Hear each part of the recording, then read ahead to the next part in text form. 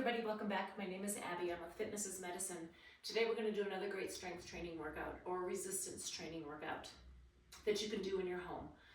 I really have very minimal equipment that I use, a small space and easy to follow directions. Come into these workouts warmed up and ready to move. 5 to 10 minutes of a cardio workout just to get that heart rate up a little bit, get your muscles and joints warmed up and ready for movement, and your mindset ready for movement. Okay, today we're going to need a heavier band that's looped around a higher source. I've got my door anchor through the top of my door so I can sit on the floor. Another band, like medium to heavy weight, or you could use the same band that you use for your lats. We're gonna do a lat pull down, and then a ball, and that's it. So let's get started. We're gonna sit on the floor and do a lat pull down. So your latissimus dorsi, the big muscles in your back right here. And in order to work them, you need to be pulling down. So I sit on the floor here. Good posture, shoulders down away from your ears. We're going to pull straight down, driving your elbows towards the floor. And now it's tempting with this one to want to sit back like this and kind of do a row, but then you're not getting your lats as much. So you want to be able to pull straight down. 2. As you go up, keep your shoulders down away from your ears. 6. I'm going to scoot back a little bit, give myself a little bit more resistance. Control that band both ways. 2 more. Really squeeze and rest. Good. Okay, next I'm going to have you use this ball. If you don't have a ball, you can just do a wall sit. I'm going to have you just do a ball sit, ball squat hold. So what I want you to do is bring your feet out a little bit so that when you sit back, your knees are over your ankles. Now our goal here is to hold this for about 30 seconds. If you need to do 10 seconds and come out, come back down, that's fine. You can work into it, work up to 30 seconds. Really working on sitting back into those hips. Think about squeezing your glutes here to help those quads. Those quads are probably getting pretty tired right now. We're 20 seconds in. Let's see if we can go 10 more seconds. Breathing, keeping that good posture. 3, 2, 1, and rest. Okay, great. Okay, now I'm going to grab this band here that I have. You can also use that band. We're going to do a reverse fly. So let's do this in a tandem stance. Arms straight out, shoulders down. What you're going to do is pull that band apart, squeezing your shoulder blades together. Now you can adjust where you're holding that band. If it feels like too much, you can give it a little extra slack. If it feels like you want a little more, you can double, get closer. You can also double up the band to make it even more challenging. 4, you have to be able to kind of adjust with the bands that you have at home. They also tend to get a little stretched out over time. Keep your shoulders down, squeezing back. 1 more, and rest. Good.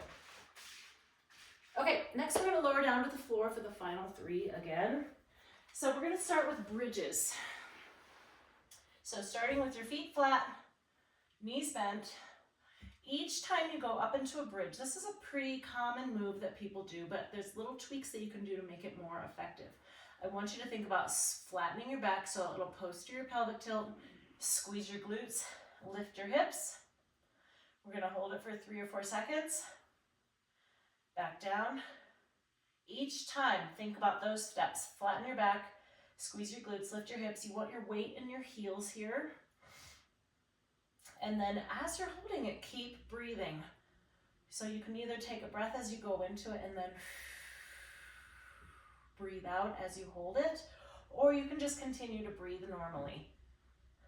Importantly too with the bridges, you want to lift those, squeeze those glutes, but not so much, you don't need to think about driving your hips through the ceiling.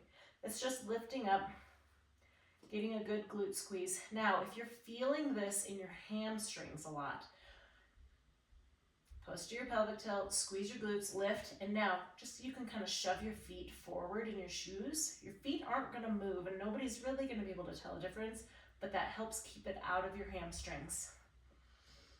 breathing. Posterior pelvic tilt, squeeze.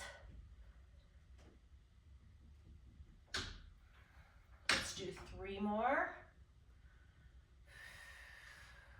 This is a great hip stabilizer. It's good for your low back, good for any hip pain.